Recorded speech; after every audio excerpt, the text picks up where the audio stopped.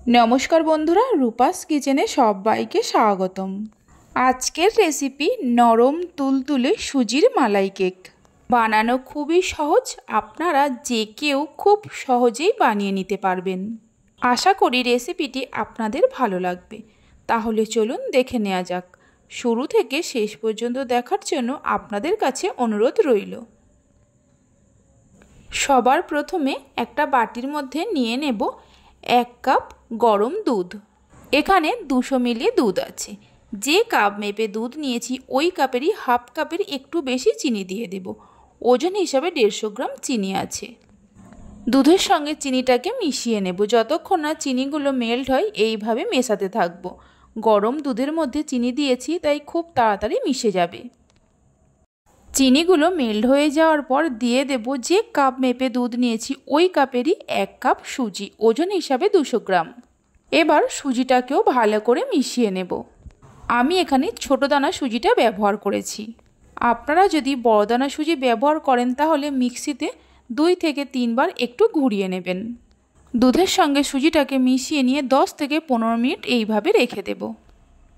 15 minute পর দেখুন সুজিগুলো নরম হয়ে গেছে আর মিশ্রণটাও আগের থেকে একটু ঘন হয়ে গেছে। এবার এর মধ্যে দিয়ে দেব বাড়িতে যে ছোট চামচ থাকে ওই চামচের 4 চামচ ময়দা।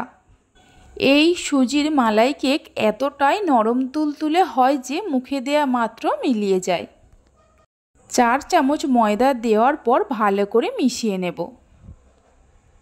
মিশিয়ে নেওয়ার পর এর মধ্যে দিয়ে দেব 1 টেবিল চামচ ভ্যানিলা এসেন্স।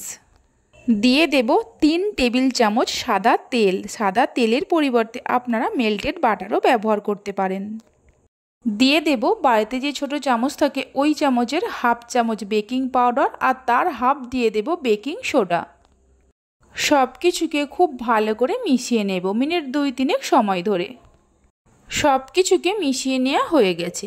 কেকের ব্যাটারের ঘনত্বটা দেখুন ঠিক এই রকম থাকবে।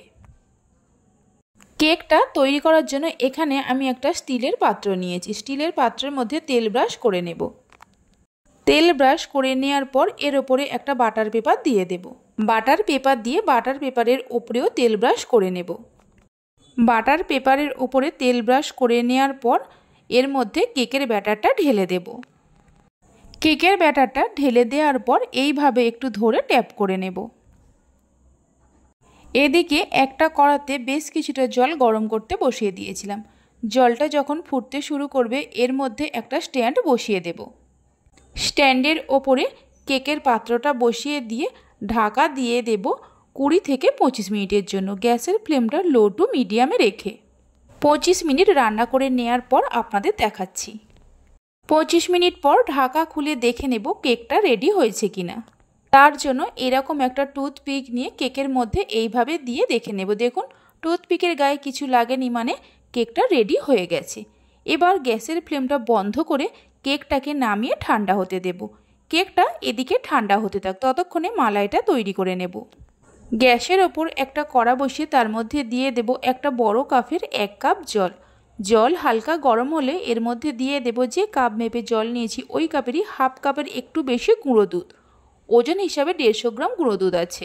গুঁড়ো দুধটা জলের সঙ্গে ভালো করে মিশিয়ে নিয়ে এর মধ্যে দিয়ে দেব 4 টেবিল চামচ চিনি। চিনির পরিমাণটা আপনারা চাইলে বাড়িয়ে কমিয়ে নিতে পারেন।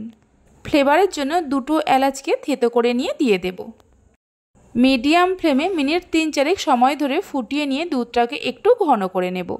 আপনারা চাইলে লিকুইড দুধ দিয়েও মালাইটা তৈরি করতে পারেন, সেক্ষেত্রে সময়টা একটু বেশি লাগবে। মিডিয়াম ফ্লেমে মিনিট 3-4 ফুটিয়ে নেওয়া হয়ে গেছে। দেখুন দুধটা আগের থেকেই অনেকটা ঘন হয়ে গেছে, এর থেকে আর বেশি ঘন করব না। এবার গ্যাসের ফ্লেমটা বন্ধ করে মালাইটাকে এইভাবে রেখে দেব। এদিকে কেকটাও ঠান্ডা হয়ে গেছে। একটা ছুরি দিয়ে কেকের চারি সাইডে এইভাবে ঘুরিয়ে নেব, তাহলে কেকটা খুব সহজেই ডিমোল্ড হয়ে যাবে। গোল করে ছুরি দিয়ে কেকের চারি সাইডে ঘুরিয়ে নেওয়ার পর একটা প্লেটের মধ্যে এইভাবে কেকটাকে ঢেলে নেব। কেকটা প্লেটের মধ্যে ঢেলে নেওয়ার পর ওপর থেকে বাটার পেপারটা তুলে দেব। এইভাবে মালাই কেক বানিয়ে দিলে সবাই কিন্তু খেতে খুবই পছন্দ করবে।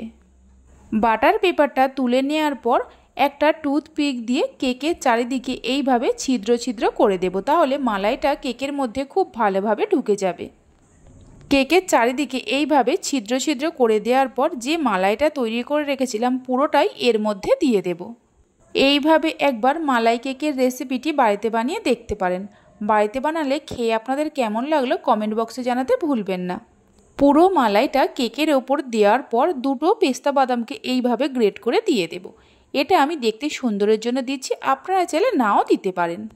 কেকটা আমি কেটে দেখিয়ে দিচ্ছি কতটা নরম, তুলতুলে ও স্পঞ্জি হয়েছে।